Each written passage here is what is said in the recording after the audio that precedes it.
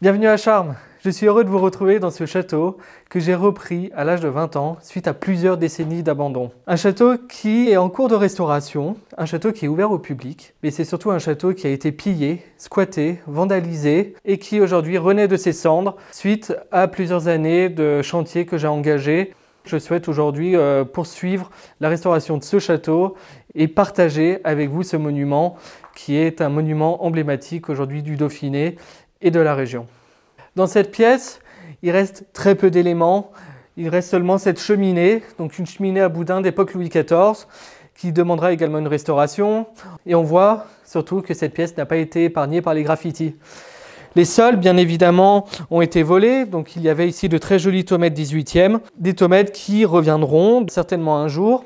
Et c'est vraiment l'objectif de cette visite aujourd'hui, c'est que l'on voit ensemble tout ce qui a été fait, mais surtout tout ce qui reste à faire. Pour la restauration de ce salon, nous réinstallerons des tomates. Il va y avoir un important travail de nettoyage parce que nous sommes ici sur ce que l'on appelle un marin, qui était une couche isolante, notamment pour protéger du feu. Bien évidemment, tout sera restauré, les plafonds, les murs. Donc il y aura encore des choix qui devront être faits, mais ça viendra dans un second temps.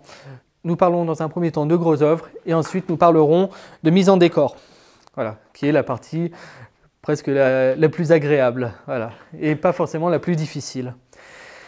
Ce second étage, c'est un étage qui est important et que les visiteurs languissent de découvrir. Malheureusement, ils ne peuvent pas le faire maintenant pour des raisons de sécurité qui sont évidentes, parce que si on regarde, toutes les pièces, ou presque, sont dans cet état.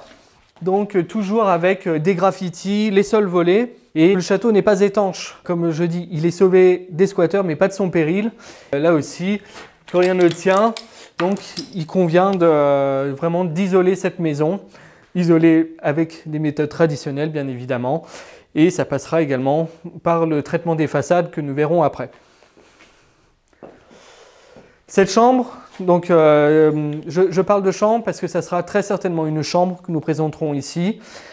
Une chambre qui sera aussi traitée dans le goût du 18e parce que nous trouvons d'autres éléments, des portes qui sont encore en état et à nouveau une cheminée à boudin qui peut-être ne pourra pas être conservée en regard de son état déplorable. Mais cet étage, surtout, va nous mener à une pièce qui est emblématique, c'est la chapelle du château. La chapelle avec ses fresques 17e qui vont être restaurées également et peut-être même avec le retour d'un retable que nous allons voir maintenant.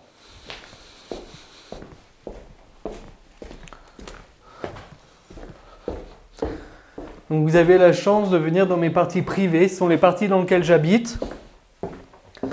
Les parties qui sont les plus sinistrées encore aujourd'hui. Et donc, comme je dis, je réserve toujours le meilleur aux visiteurs. Donc, nous entrons maintenant dans ce qui était l'ancienne salle des gardes, dans le donjon, et qui a été transformée au XVIIe en chapelle. Une chapelle qui est intéressante parce qu'elle a ses fresques qui sont très jolies du XVIIe. Donc, nous avons dans cette chapelle des armoiries qui sont importantes, celle de Jacques Cosse de Simiane et de son épouse. Son épouse est ni plus ni moins que la petite fille de Madame de Sévigné, et c'est eux qui vont transformer le château fort en château de plaisance. Donc c'est le témoignage vraiment de cette transformation. Dans cette chapelle, il y avait un très joli retable, un retable qui existe encore aujourd'hui et qui a été heureusement sauvé. Il se retrouve dans un musée et peut-être qu'il reviendra un jour. Mais l'objectif, c'est de maintenant rendre le second étage accessible pour pouvoir visiter la chapelle. La chapelle qui demandera également une restauration. Il n'y a pas un grand péril ici, heureusement. Il y a quand même des graffitis qui ont été exécutés. Est-ce que c'est la voix du sacré qui les a un peu empêchés de vandaliser cette pièce? Certainement. Avant de rejoindre l'escalier, je vais juste vous montrer une petite pièce qui est charmante. Nous nous trouvons ici dans les tours. La tour de gauche abrite l'escalier et ici des petites pièces qui sont vraiment charmantes. Au niveau du petit salon, on a un petit cabinet de curiosité et ici un autre petit cabinet. Mais surtout, ce qui nous intéresse, c'est l'histoire des fenêtres parce que les fenêtres sont dans un état vraiment très délicat, n'assurent plus du tout leur étanchéité, qui sont d'une qualité plutôt médiocre finalement. Elles ont été faites au 19e et elles mélangent les trois matériaux, le bois, le fer et le verre. Donc déjà, c'était pas un signe de stabilité. Et voilà, cet état délétère des bois et des fenêtres, c'est vraiment ce que l'on retrouve sur l'ensemble du monument. Donc c'est pour ça que c'est vraiment urgent aujourd'hui de pouvoir les remplacer parce que ça permet une bonne conservation du monument. Et aujourd'hui, le château s'altère encore. Et même certaines pièces que nous sommes en train de restaurer, il va falloir recommencer suite aux dégâts de l'eau. Voilà.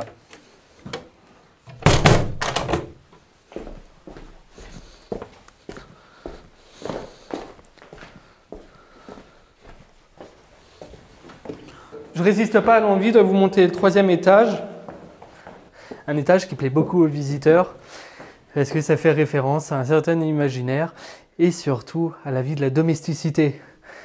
À Charmes, le 3e étage était vraiment réservé à la domesticité et c'est plus tard au 19e où ils seront installés dans les communs. Donc ça se répartit en plusieurs chambres et un office des domestiques où ils pouvaient se retrouver. Donc tout ça a été recomposé dans le but des visites et c'est presque le seul endroit où les visiteurs peuvent manipuler les objets et s'immerger totalement dans la vie de ce château.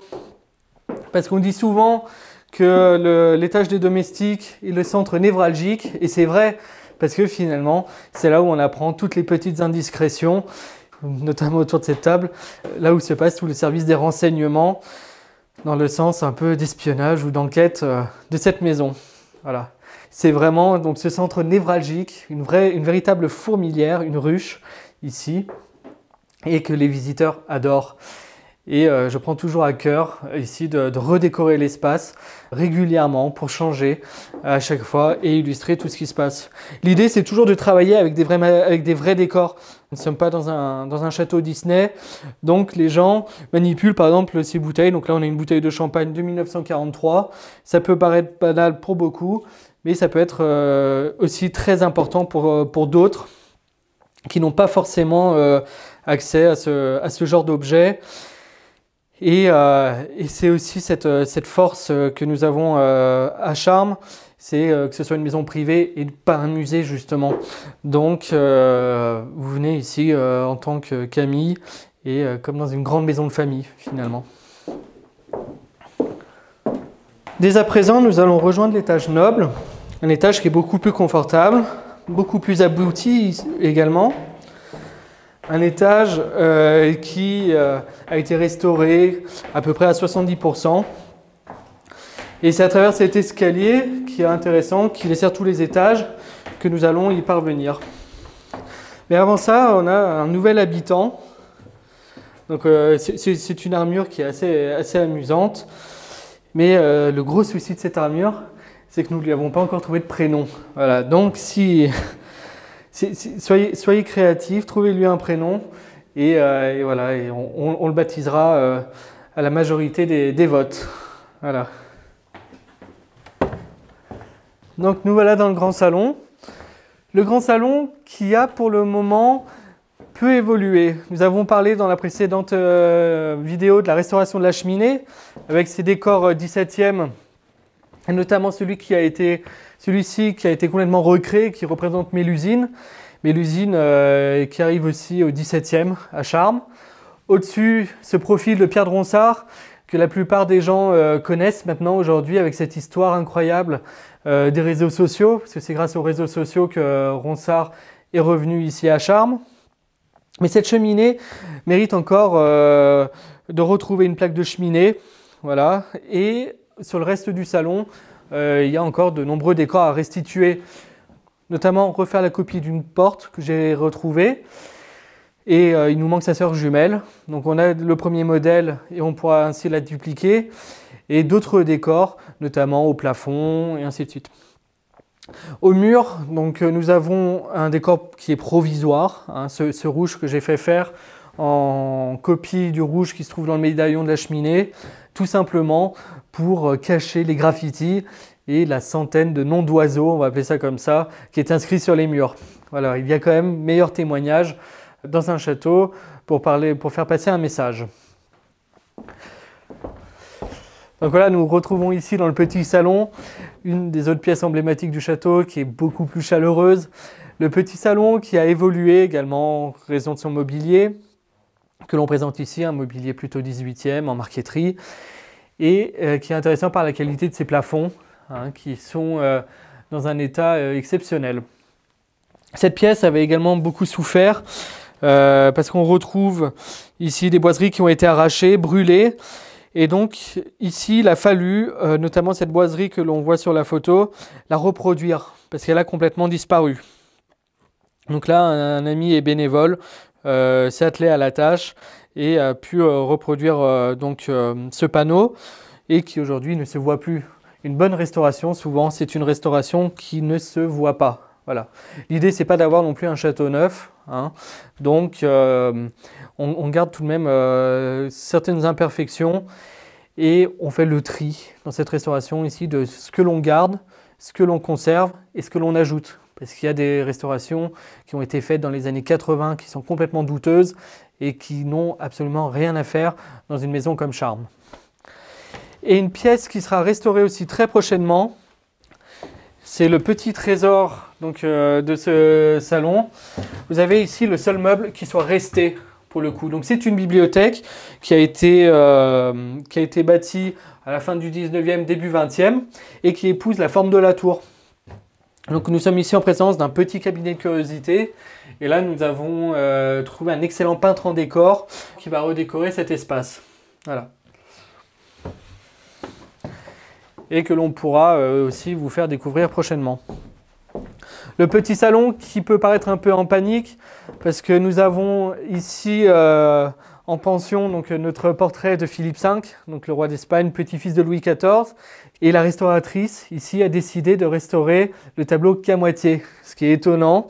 Donc on voit cette césure et ce qui permet de présenter aux visiteurs aussi les métiers d'art qui sont très importants ici à Charmes et dans tous nos autres monuments, parce que ce sont vraiment des artisans qui ont un savoir-faire qui est de plus en plus rare et qu'il faut maintenir. Peut-être que notre mission, après tout, c'est aussi de créer des vocations quand on restaure un château. Il n'y a pas plus complet et c'est toujours un plaisir ensuite de le partager avec nos visiteurs.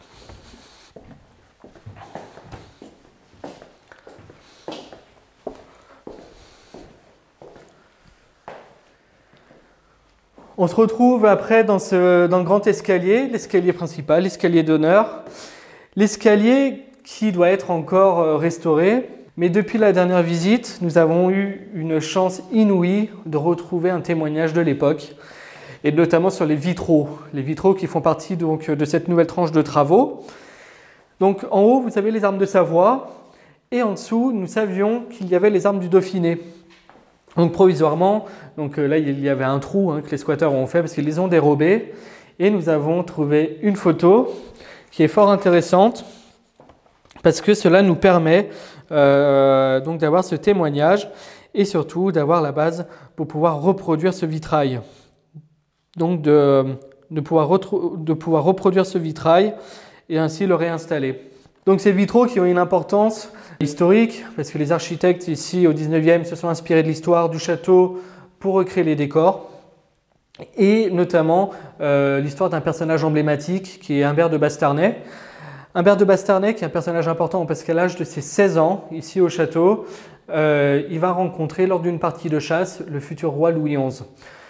De là va naître une grande amitié entre les deux hommes et c'est là où, après la mort de Louis XI, il va servir 3 autres rois. Ça veut dire Charles VIII, Louis XII et François Ier, dont il élèvera les enfants, notamment Henri II, le futur roi, qui épousera ni plus ni moins sa petite fille qui sera Diane de Poitiers. On est vraiment ici sur un personnage très important et peut-être même le plus important du royaume de France. Et c'est dans cette dynamique-là et autour de ce personnage aussi que nous allons travailler cet escalier parce que c'est un personnage qui avait plus de 100 seigneuries et dans ce décor où tout est à recréer, c'est peut-être dans cet endroit que nous lui rendrons hommage. Cet escalier qui, après, dessert 2 autres pièces. Des pièces qui sont agréables parce que nous avons ici donc, la chambre d'apparat, une pièce qui a été sinistrée aussi bien évidemment par les squatteurs mais dans laquelle nous n'avons pas fait de grandes restaurations. Nous avons nettoyé seulement. Nous avons toujours les boiseries qui sont passées à la hache. Nous avons toujours donc ces manques qui existent. Dans cette chambre d'apparat, une restauration est également nécessaire, notamment pour les fenêtres toujours, parce que les fenêtres ne ferment pas, notamment une fenêtre qui ferme avec une brosse à dents, ce qui est assez étonnant. Mais voilà, cette chambre, elle est contiguë au grand salon et qui composait à l'époque médiévale la aula, la salle haute. Voilà, cette salle où on rendait la justice. À partir du XVIIe, c'est vraiment là, finalement, où tous les 200 ans, il y avait une grosse campagne de restauration, c'est-à-dire du XVIIe au XIXe et du XIXe finalement au XXIe, où je suis chargé aujourd'hui de cette mission. Charmes a toujours été une résidence secondaire, donc mes prédécesseurs ont toujours alloué très peu de moyens dans ce château, et ce qui fait que nous avons une lecture architecturale et de conservation du monument qui est vraiment très intéressante parce qu'on comprend vraiment son évolution. Quand je parle de mes prédécesseurs, bien évidemment, avant le XXe. Donc après avoir emprunté cet étroit passage, nous nous retrouvons donc dans le boudoir. Et le boudoir qui était une des premières pièces que nous avons restaurées. Une pièce où il n'y avait plus de cheminée, donc il a fallu retrouver une cheminée. En recreusant, nous avons trouvé la taille du foyer initial.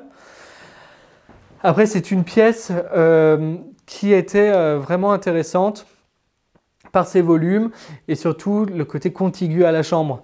Le boudoir, je ne vais pas forcément vous faire de dessin, mais pour ceux qui aiment la littérature, vous avez le marquis de Sade qui pourrait tout à fait vous renseigner sur l'utilité de cette pièce.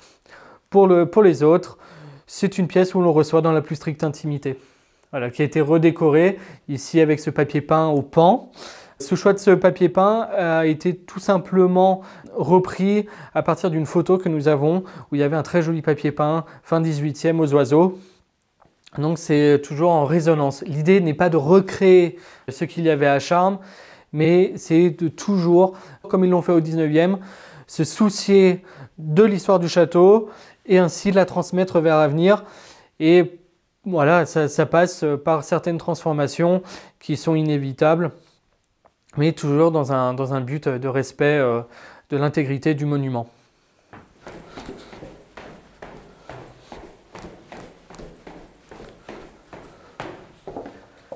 Nous rejoignons à présent le vestibule. Le vestibule qui était aussi dans un état triste, parce que là, la porte d'entrée a été quasi arrachée, passée à coups de hache pour pouvoir pénétrer dans le château. Et dans le vestibule, c'est vraiment une pièce qui donne le ton finalement. On a de très belles choses, hein. On a des trophées de chasse parce que nous sommes ici quand même sur des terres de chasse et un mobilier qui n'existait pas avant. Quand je suis arrivé au château, il était totalement vide. C'était 30 tonnes de gravats qu'il a fallu évacuer, de matelas, de bouteilles de déchets.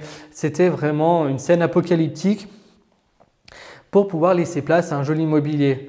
Un mobilier qui est principalement familial, parsemé de quelques dons et aussi des acquisitions, parce que j'achète volontiers du mobilier et qui me permet après de le présenter aux visiteurs. Et une des pièces emblématiques du château, c'est ce serre-bijou, un travail du XVIIe, de la vallée du Rhin, et qui permettait tout simplement de stocker des bijoux avec de nombreux tiroirs et des trésors qui sont un peu montés en gamme par rapport à la première visite où nous avions des bijoux en plastique. Maintenant, nous avons des bijoux en verre d'une célèbre marque autrichienne, pour ne pas la citer. Donc nous rejoignons après les cuisines que je vous avais déjà présentées dans la précédente vidéo, qui a conservé son aspect médiéval, mais qui a subi des transformations plus que douteuses, notamment avec ce sol. Donc un sol qui est arrivé ici dans les années 70-80, qui est une inspiration plutôt libre de Piet-Mondrian. C'est très intéressant, le matériau est très beau, mais malheureusement ça n'a rien à faire dans cette maison. Tout comme d'autres transformations que nous avons vues, comme des salles de bain d'angle dans certaines chambres ou salons, ce qui n'est pas terrible. Un autre élément important et que nous avons hâte de remettre en place, c'est le tourne-broche qui a été volé à l'époque. Et j'ai pu retrouver donc un tourne-broche du 18e semblable à celui disparu et pour pouvoir le présenter à nos visiteurs et même le faire fonctionner, pourquoi pas. Donc voilà une photo de la cuisine à mon arrivée, donc, qui montre au-delà de l'état délétère du château, on montre aussi les us et coutumes des squatteurs qui n'arrivent pas à faire du feu dans la cheminée, donc ils le font au milieu. Est-ce que c'est peut-être pour plus de convivialité? Je l'ignore certainement. Mais voilà, c'est pour montrer en fait que Charmes est une maison qui a été vraiment malmenée et tout cela est vraiment, vraiment regrettable, quoi. Nous sommes maintenant dans la salle à manger, comme vous avez pu le deviner. Donc la salle à manger aussi a subi les affres du temps. Donc là notamment avec les boiseries qui ont été brûlées pour la plupart. Donc il a fallu reconstituer toute cette partie-là. Il faisait également du feu ici. Une manière de faire du feu qui est peu conventionnelle parce qu'il rentrait carrément les arbres dans le château. Donc bon, c'est pourquoi pas. Donc, dans cette salle à manger, de nombreuses choses ont été faites, notamment sur les terrazzo qui sont au sol, qui ont été restaurés. La cheminée mérite encore une légère restauration au niveau de son foyer, mais on peut dire que cette pièce est restaurée à 90%. Les 10 derniers pourcents qui restent, c'est toujours les portes qui ont été volées et qu'il va falloir reproduire. Heureusement que nous avons pour le coup le modèle. Et sur le travail des fenêtres, nous avons cette fenêtre qui sera la seule qui ne sera pas restaurée, donc qui a été en bon état, curieusement, et qui va pouvoir aussi nous servir de modèle au niveau des volets intérieurs pour pouvoir le dupliquer dans le reste du château. On va rejoindre maintenant l'extérieur et notamment les terrasses sud.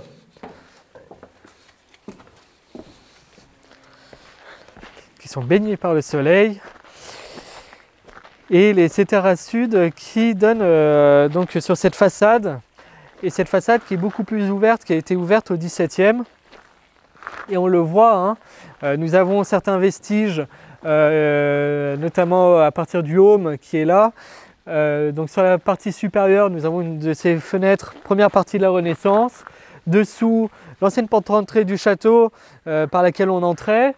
Et ce blason qui est important parce que nous avons ici la présence d'un saint, Saint Amédée de Clermont, qui est un des principaux bâtisseurs du château et qui a laissé ici son empreinte.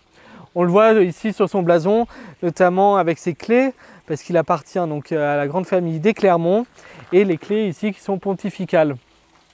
C'est un décor qu'il va falloir remettre en valeur donc dans le programme complet de restauration des façades, parce que les façades ici sont certes très belles, mais dans cette région, donc, tout est en pierre de molasse. C'est du sable aggloméré, parce qu'il faut imaginer ici la mer, tout simplement, et comme une grande plage. Donc si vous voulez, vous avez du sable, parfois ça s'est aggloméré et c'est solide, mais vous avez certaines parties où vous avez vraiment un véritable château de sable. Finalement, c'est ce que l'on peut dire de Charmes. Donc nous n'avons pas d'autre choix aujourd'hui pour préserver le monument, de devoir réenduire le château tel qu'il était à la fin du XVIIe, début XVIIIe. Bien sûr que nous conserverons la lecture du bâtiment, nous n'effacerons pas son histoire, ce n'est pas l'objectif, mais c'est surtout dans des mesures conservatoires et de le protéger. Ça veut dire qu'ici nous ne pouvons pas laisser les pierres apparentes malheureusement pour certains, mais c'est vraiment de redonner le faste à ces façades. Et ça se traduira aussi par le changement des plans de fenêtres. Comme nous l'avions vu, les fenêtres ne sont pas étanches, elles sont dans un état pitoyable. Et donc nous retrouverons ici des fenêtres à petits bois comme elles auraient pu être à l'époque.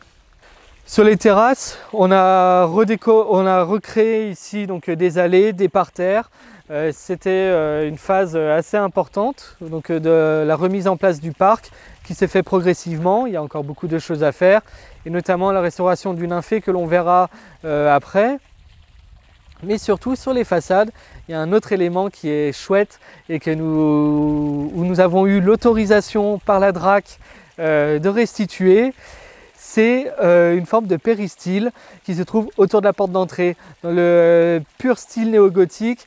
Et vraiment, là, c'est l'empreinte du 19e que l'on trouve parfois délicieux, parfois un peu chargé, qu'on se le dise. Mais là, pour le coup, à Charmes, ça va vraiment remettre en valeur cette porte d'entrée. Un décor qui a été arraché et qui a été détruit dans les années 70-80, toujours dans cette même dynamique avec le sol de Piet Mondrian qui arrivait dans la cuisine. C'est là où 13 propriétaires en un siècle, où les plus sérieux sont restés 40 ans, et 12 propriétaires en 50 ans, ça fait vraiment des dégâts parce qu'il n'y a aucune volonté de transmettre et tout le monde veut apporter son petit confort dans une maison qui malheureusement aujourd'hui en paye les conséquences. Voilà, et à présent je vais vous montrer le Nymphée. Le Nymphée qui est aussi l'œuvre du XVIIe par Jacques Cosse de Simiane qui était ami de Fouquet et qui va inspirer plus tardivement le facteur Cheval qui est né au village et qui venait jouer ici, donc à l'endroit où on se trouve, jusqu'à l'âge de ses 10 ans. Il venait rêver. Je le comprends, quand je suis arrivé aussi, je rêvais. Et après, la réalité vous rattrape très vite. Mais voilà, le facteur Cheval, en fait, c'est totalement inspiré du château. Il ira même le représenter sur son palais. Et c'est vraiment ce que l'on retrouve ici. Le Nymphée a une part importante parce que sur le palais, le but c'était un travail autour de l'eau et que l'eau coule de la même manière qu'elle coule ici sur son palais. C'est tout ce cheminement qui nous ramène jusqu'à aujourd'hui. Et pour toutes les personnes qui ont traversé Charmes et qui ont été acteurs de ce château, il y a une réelle répercussion aujourd'hui sur notre histoire finalement et notre histoire de France. Et c'est pour ça que de propulser Charmes vers l'avenir, c'est aussi propulser l'avenir sur Charmes. Voilà.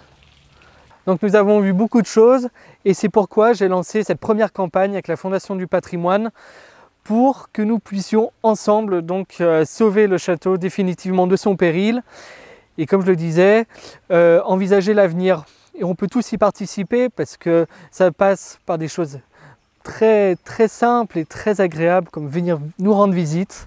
Toute la restauration que vous avez vue et tout ce qui a été accompli jusqu'aujourd'hui repose uniquement sur l'argent des visiteurs à travers donc la billetterie et les produits du château. Et ensuite, dans un second temps, vous pouvez aussi participer à notre cagnotte donc, sur le site de la Fondation du Patrimoine qui nous soutient.